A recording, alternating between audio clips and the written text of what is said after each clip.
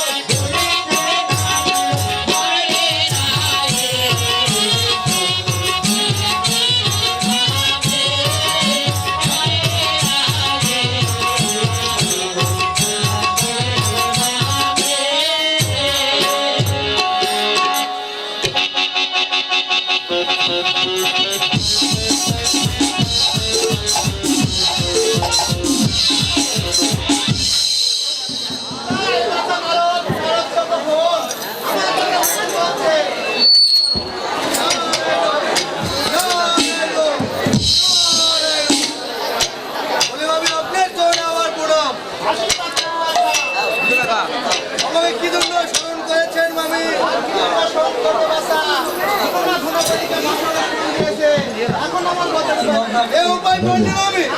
তাহলে আপনাকে কাজ করতে হবে আমি। এই মুহূর্তে যান নবীনপুরে ইন্ডিয়ার যে মারাধন নাটু আছে ভোট খেয়ে নে। এই খুলনার করবে কি মন্ত্র রূপে জন্মদিন মানি। হ্যাঁ মামি, আমি তাই যাচ্ছি। না, না, না।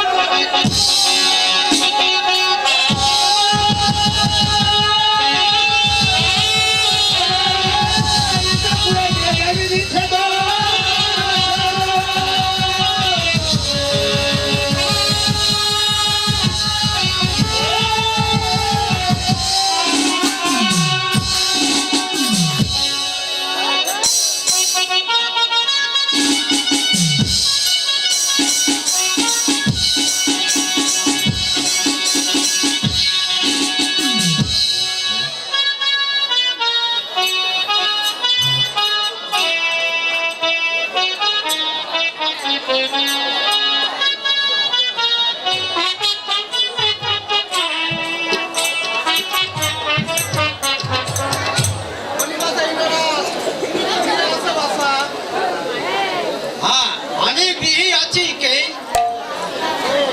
বলি জননী, তবে চলি আমার প্রণাম জননী। এই যে আসুন আপনি গ্রহণ করুন জননী। আরই কোথায় থেকে আগমন, আর কোথায় বা আগমন, কি কারণে এসেছেন ইন্দ্রিনী ভাবান জননী? এই সাপটা আসন গ্রহণ করুন, আমি এই মুহূর্তে মালাধরকে এনে দিচ্ছি জননী।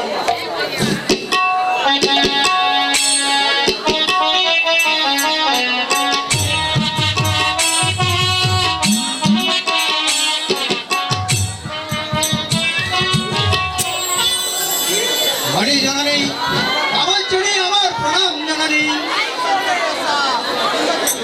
এই যে আমি মালাধর কিনেছি, এখনই আমি আসতে পারি।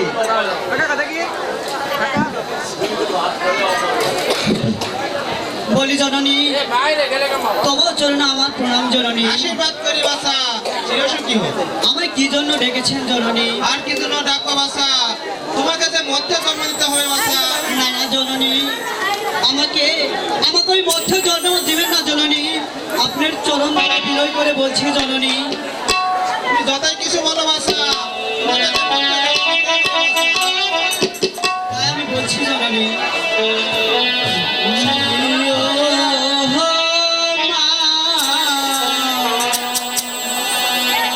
হর জনম লোভিব না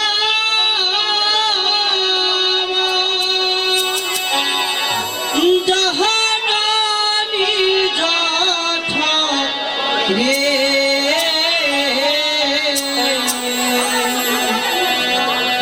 ভজ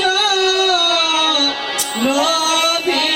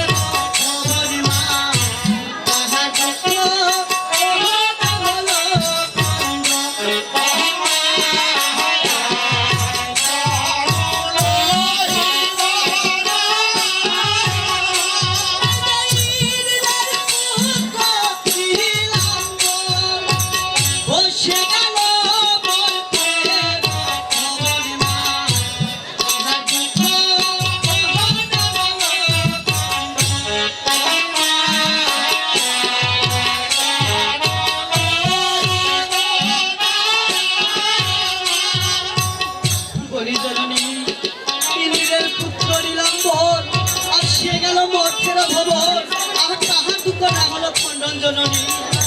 তাই তাই আপনি আমাকে ওই মৎস্য জন্ম দিবেন না জননী। বলি বাসা ইচ্ছার পূর্বে কি গুরুত্ব হয়েছিল আমার তোকে খুলে বলো বাসা। তাই আমি বলছি জননী, এই যে অরণ্যে অহরণ্যে ঘুরে অবিগত পশু বধ করে মা পরিধানে দেহে কাকে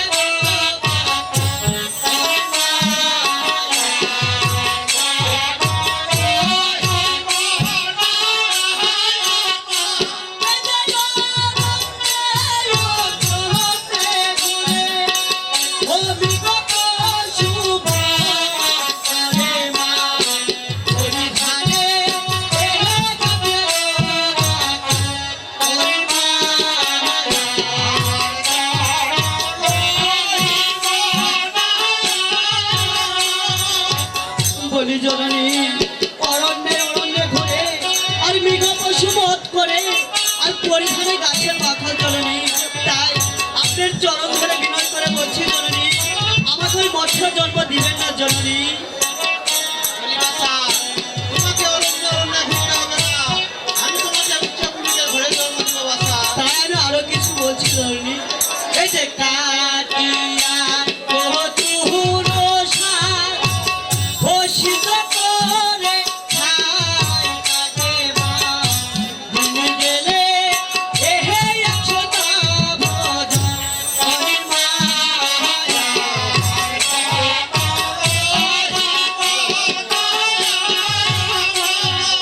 কাটিয়া কচুর সার ঘোষিত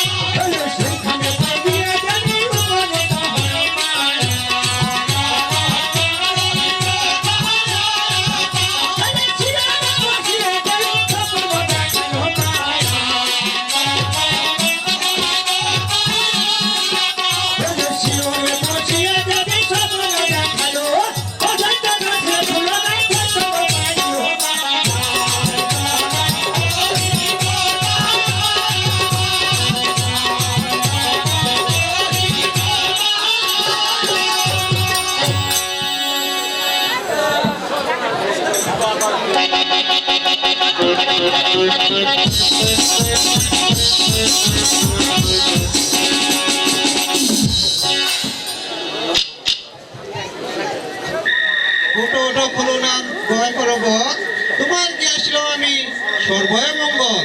অপুত্র আসা বাসা পুত্র নেয় তোর কোল, এই দিলাম পুত্র বল একবার কর কোল। 100 নাম পুত্রের বামেতে রাখিয়া, শ্রীমন্ত সদাগর পুত্রের নামটি রাখিয়া বাসিয়া, এই আমি চললাম। আর সবগুলো দেখা যাবি অপরাধ হইল।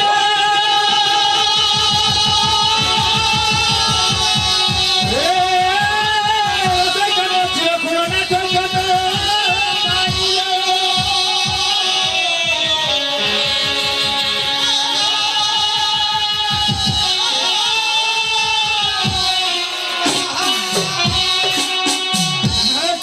এই চৈতন্য পেয়ে তারা দুজনে বলা বলি করছে। হাই ভগবান, কি আমি এই নিশির শেষে কি স্বপ্ন দর্শন করলাম। কে যেন আমার শিয়রে এসে বলে গেল, উঠো উঠো খুলো না গায়ে করো বল, আর তোমার গৃহে আসিলাম আমি সর্বই মঙ্গল। ও পুত্র আছো বাচ্চা পুত্র নেয় তোর কোল, এই দিলাম পুত্র বর একবার করে কোল। 100 নামটি পুত্রের বামেতে রাখিয়ে, আর শ্রীমন্ত সদাগর নামটি পুত্রের রাখিও আছে। বলি প্রভু তুমি একবার চৈতন্য হও প্রভু। কি হয়েছে প্রিয়ে? বলি প্রভু আমি এই নিশির শেষে একটি স্বপ্ন করেছি প্রভু। তুমি কি স্বপ্ন দর্শন করেছো প্রিয়ে?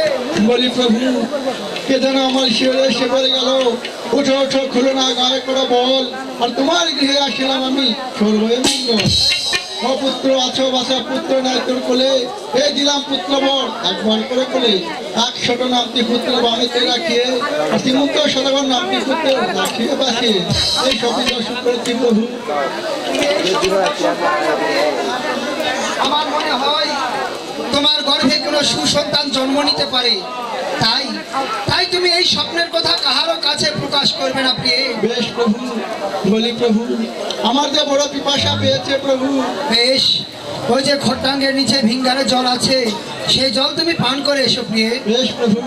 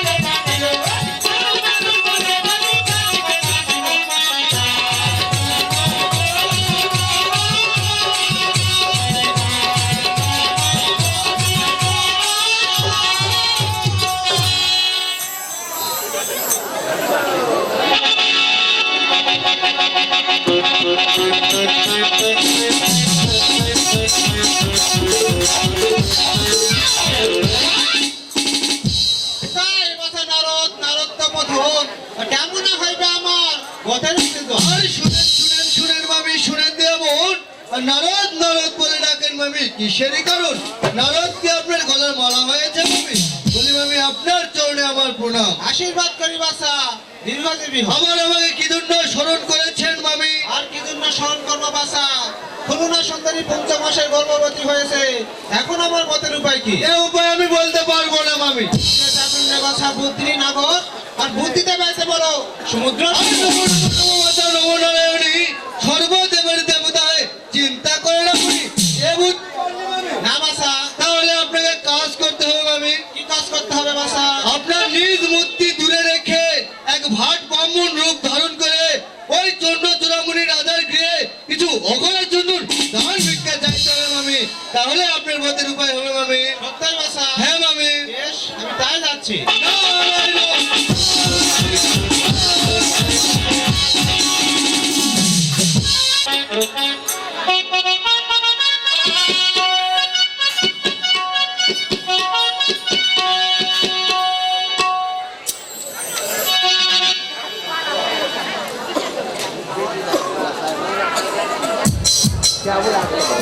কোথায় দাঁড়িয়ে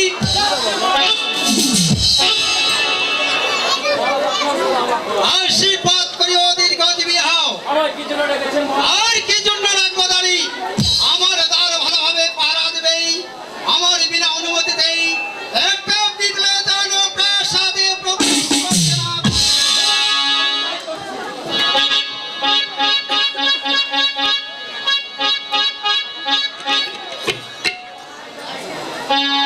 বলি দাঁড়ি দ্বার ছাড়ো, বলি দাঁড়ি দ্বার ছাড়ো। এ কি দাঁড়ি?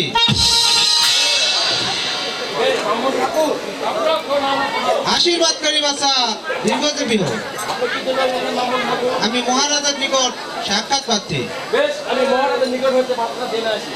মহারাজ, আপনার দ্বারা একজন ভাট ব্রাহ্মণ এসেছে। সে কি চায় দাঁড়ি? সে আপনার সঙ্গে সাক্ষাৎ পাচ্ছে। এস তাকে শাসন মানে নিয়ে এসো আমার প্রাসাদে।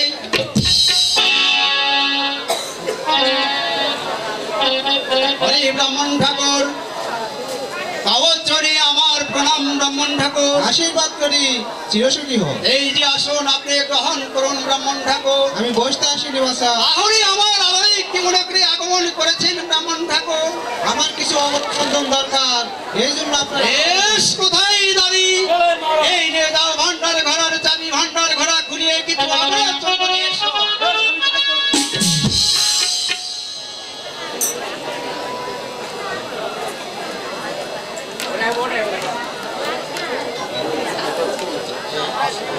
এই নিন মহারাজ অগ্রচন্দ্র। এস আমার হাতে। হরি ব্রাহ্মণ ঠাকুর, এই নিন অগরচন্দ্র। এসে মহামায় কি করলেন? ওই অগরচন্দ্র মায়া করে হৃদয়ের কাছে পরিণত করলেন, তাই মহাকে দেখে কোন বাক্য বলছে। এ কি মহারাজ, আমি চাইলাম অগরচন্দ্র দান আর হৃদয় কাটতে দিয়ে মরে কি করি? আনতে বললাম আমি অগরচন্দন, আর না রে তুমি হৃদয় কাষ্ট। যাও আমার ভান্ডারে যত অগরচন্দন সব নিয়ে এসো। এসে মহামায়া আর কি করলেন? ওই ভান্ডার খানা যত অগরচন্দন ছিল ওই মায়া করে সব হৃদয়ের কাছে পরিণত করেছে, তাই দাঁড়িয়েছে কোন বাক্য বলছে। কি হয়েছে দাঁড়ি? আপনার ভান্ডারে যত অগ্রচন্দ্র ছিল সব হৃদয়। হাই ভগবান, আমার ভান্ডারে যত অগরচন্দন ছিল সব হৃদয় কাষ্ট পরিণত।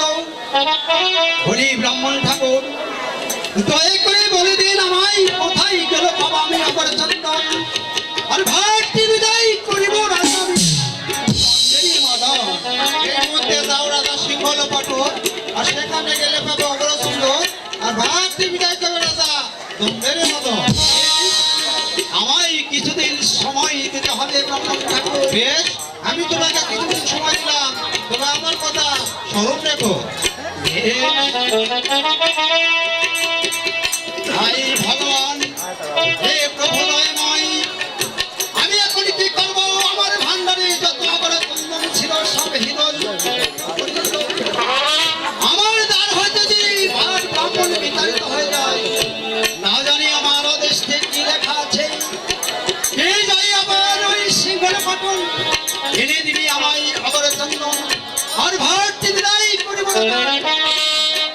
তবে যাই হোক, আমার পক্ষের বাড়ির একজন মন্ত্রী আছে, তাহাকে ডেকে একবার জিজ্ঞাসা করে দেখি কোথায় মন্ত্রী মহাশয়। যাচ্ছি মহারাজ, যাচ্ছি। মহারাজ, তব চরণে প্রণাম মহারাজ। আশীর্বাদ করিও দীর্ঘজীবী হও। আমাকে কেন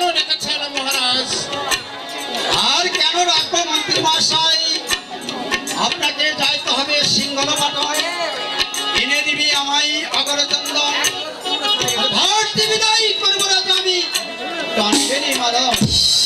মহারাজ, আমি লোকমুখে শুনেছি ওই সিংহল পাঠানো নাকি বহু দূরদেশ আর চোর বাটপাড়ের রাজ্য।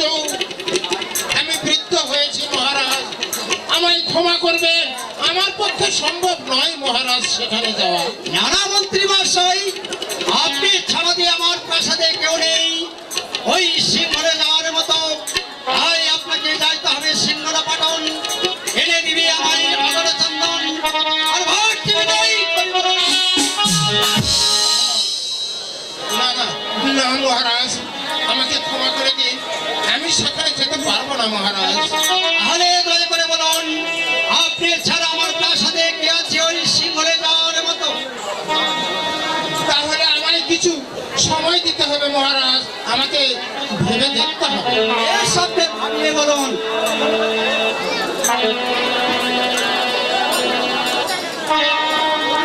আছে মহারাজ একজন, সে হচ্ছে আপনার ওই দুলার সাধু ধনপতি। ধনপতি? হ্যাঁ মহারাজ। বেশ মন্ত্রী মহাশয়, আর বিলম্বের নাহি প্রয়োজন। এই মুহূর্তে ধনপতিকে নিয়ে আমার প্রাসাদ। বেশ মহারাজ, আমি তাই করছি।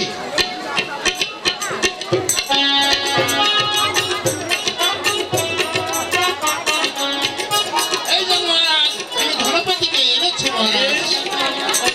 বলি মহারাজ, তব চরণে আমার প্রণাম মহারাজ। আশীর্বাদ করিও দীর্ঘজীবী হও। আমায় কেন ডেকেছেন মহারাজ? আর কেন ডাকবো ধনপতি? তোমাকে যাইতে হবে সিংহল পাটন এনে দিবি আমায় অগর চন্দন আর ভারতী বিদায় করিব রাজা আমি। তাই তা আমি বলছি মহারাজ, ওরা যায় এ আরতি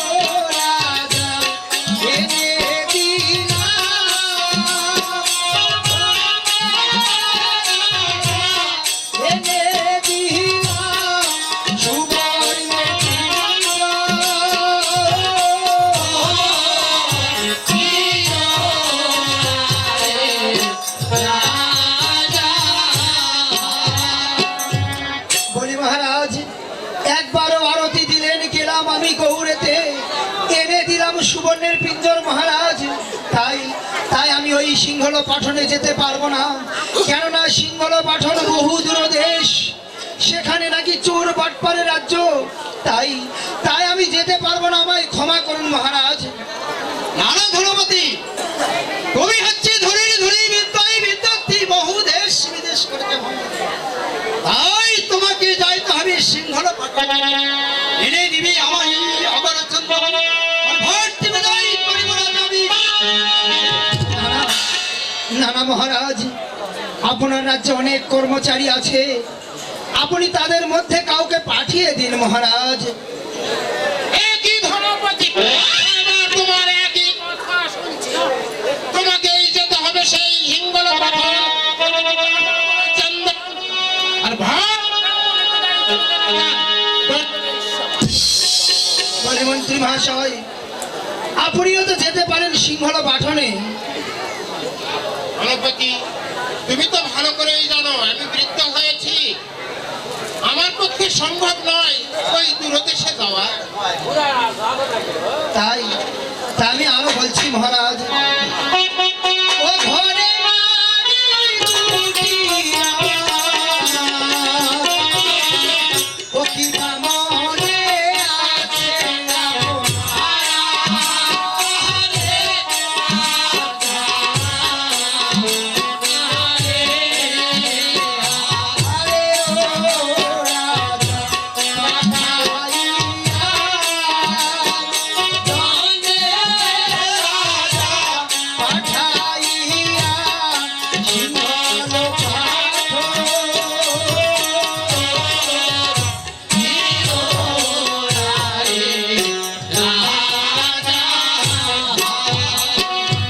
মহারাজ, ঘরে নারী দুটি আমার, আর কি বা মনে আছে আপনার, পাঠাইয়া সিংহল পাঠনে মহারাজ।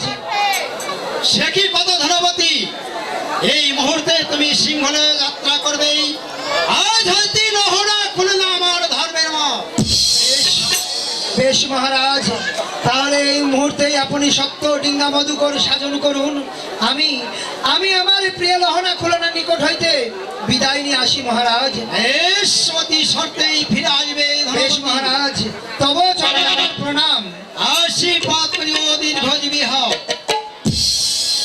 মন্ত্রী মহাশয়, এই মুহূর্তে আপনি সত্য ডিঙ্গা মধুকর সাধন করুন।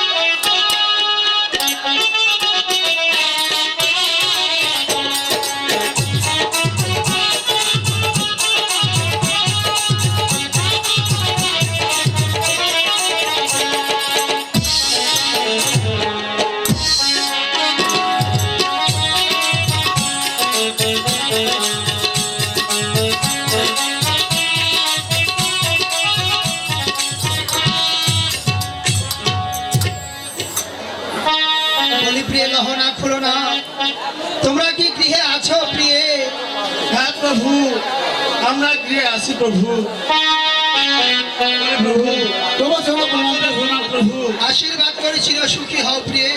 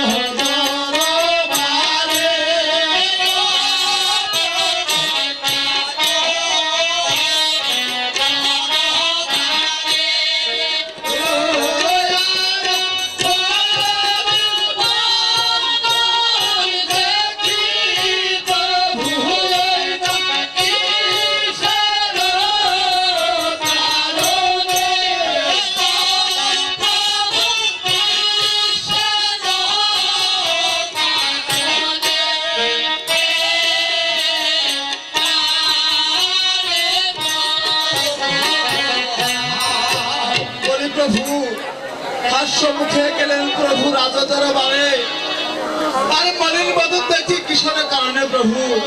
বলি প্রিয় লহনা,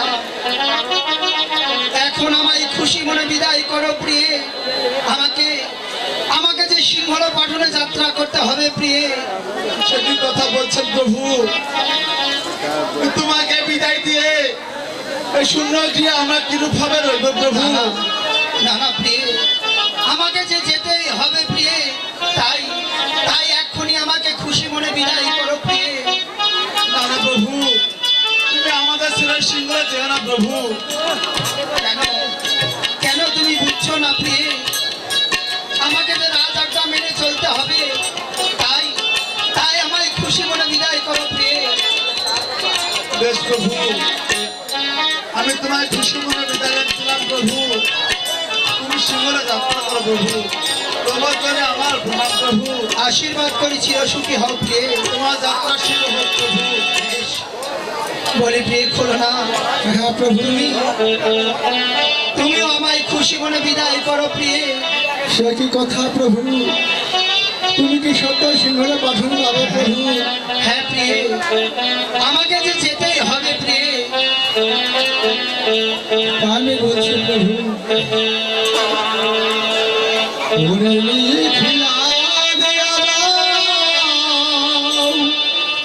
ওখানে হে প্রভু, আসিয়া বলিও বিসারি।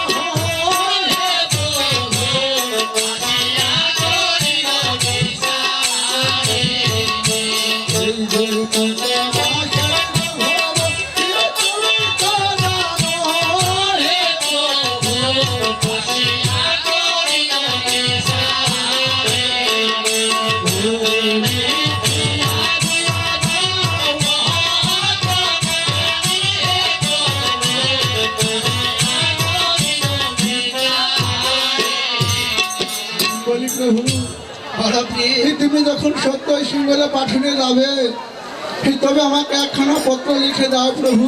বেশ বেশ প্রিয়ে। তুমি যে 5 মাসের গর্ভবতী, সেই গর্ভে যেন তোমার কলঙ্ক না হয়, আমি এই জন্য তোমাকে একখানা জয়পত্র লিখে দিচ্ছি প্রিয়ে। ও রে আমার মন কেন উদাসী হইল রে, এ হইল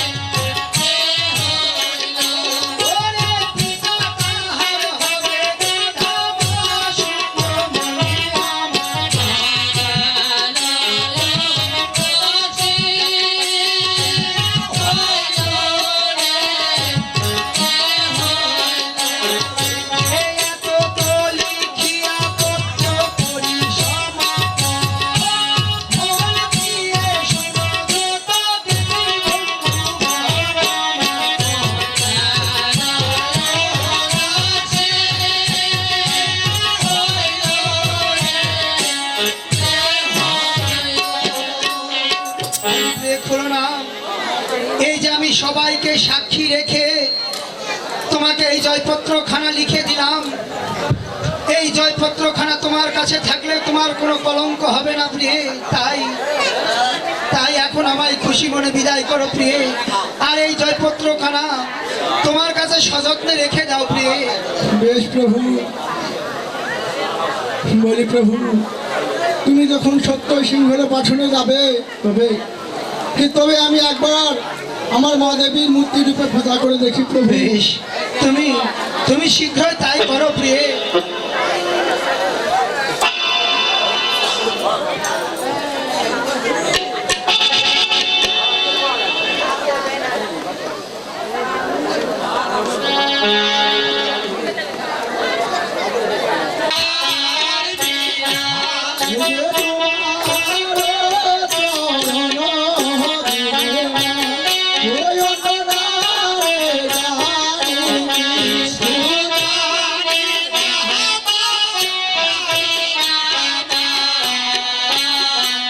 Thank you.